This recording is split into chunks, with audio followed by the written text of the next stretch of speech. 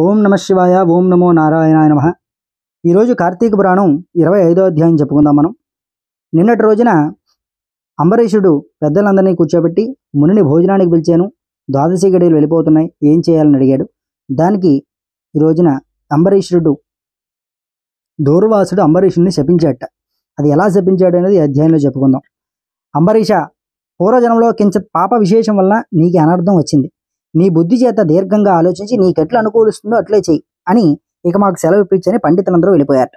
అంతటా అంబరీషుడు, ఓ పండితోత్తములారా, నా యొక్క నిశ్చితాభిప్రాయం ఆలకించి వెళ్ళండి. ద్వాదశీ నిష్టను విడిచుట అంతకన్నే కూడా విప్రశాపం అధికమైంది ఏమీ కాదు. అంచేత జలపానం చేయటం వలన బ్రాహ్మణ్ణి అవమానపరచుట కాదు, అంటే మంచినీళ్ళు తాగడం వల్ల బ్రాహ్మణ్ణి అవమానించినట్టు కాదు, ద్వాదశిని విడిచినట్టు కాదు. అప్పుడు దూర్వాసుడు నన్ను ఎలా నిందిస్తాడు, నిందింపడు. నా తొలుత పుణ్యఫలం నశించదు, కావున జలపానం మొదరించి ఊరుకుంటాను అని వారి ఎదుటనే మంచినీళ్ళు తాగేట. అంబరీషుడు జలపానం చేసే సమయానికి మరుక్షణమే దూర్వాసుడు స్నాన జపాదులు పూర్తి చేసుకుని అక్కడికి వచ్చాడు.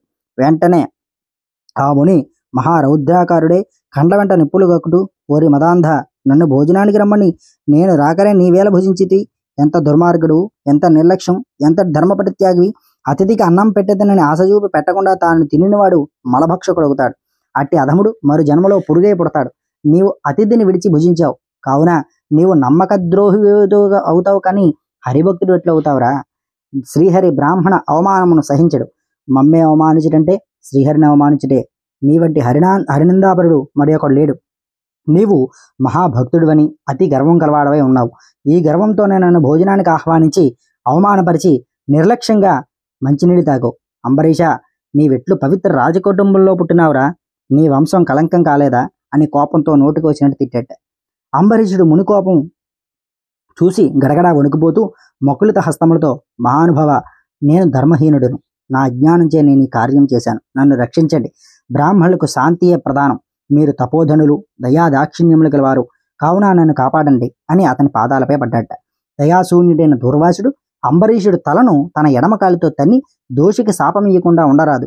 నీవు మొదటి జన్మలో చేపగాను, రెండవ జన్మలో తాబేలుగాను, మూడవ జన్మలో పందిగాను, నాలుగవ జన్మలో సింహంగాను, ఐదవ జన్మలో వామనుడుగాను, ఆరవ జన్మలో క్రూరుడు అయినటువంటి బ్రాహ్మణుడుగాను, ఏడవ జన్మలో మూఢుడైనటువంటి బ్రాహ్మణుడుగాను రాజుగాను, ఎనిమిదవ జన్మలో రాజ్యము గాని సింహాసనం గాని లేనట్టి రాజుగాను, తొమ్మిదవ జన్మలో పాషండ మతస్థుడిగాను, 10వ జన్మలో పాపబుద్ధి గల దయలేని బ్రాహ్మణుడిగాను పుట్టెదువుగాక అని వెనుక ముందు ఆలోచించగా శాపం పెట్టేట.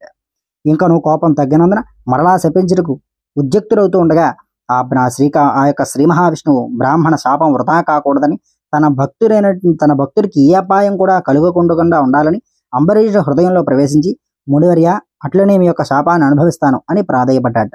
కానీ దూర్వాసుడు ఇంకనూ కూడా కోపం పెంచుకుని శపించబోతూ ఉండగా శ్రీమన్నారాయణుడు తన యొక్క సుదర్శన చక్రాన్ని అడ్డుపెట్టాట. ఆ సుదర్శన చక్రం కోటి సూర్యప్రభలతో అగ్నిజ్వాలలో కక్కుచూ దూర్వాసుడిపై పడబోయిందట. అంతట దూర్వాసుడు ఆ చక్రం తనను మసి చేస్తుందా అని చెప్పేసి అనుకుని తలంచి ప్రాణాలపై ఆశ కలిగి అచ్చటి నుండి బ్రతుకు జీవుడాన్ని పరిగెత్తసాగాడు. మహా తేజస్సుతో చక్రాయుధం దూర్వాసుడు తరుముతూ ఉన్నదట. దూర్వాసుడు తన కాపాడమని భూలోకమున ఉన్నటువంటి మహామునులను, దేవలోకమునికి వెళ్ళి దేవేంద్రుణ్ణి, బ్రహ్మలోకానికి వెళ్ళి బ్రహ్మదేవుణ్ణి, కైలాసానికి వెళ్ళి పరమేశ్వరుని ఎంత ప్రార్థించినను వారు సైతం కూడా చక్రాయుధాన్ని బారి నుండి దూర్వాసుని కాపాడలేకపోయారట. హర నమ పార్వతీపతయే, హర హర మహాదేవ, హర శంభో శంకర.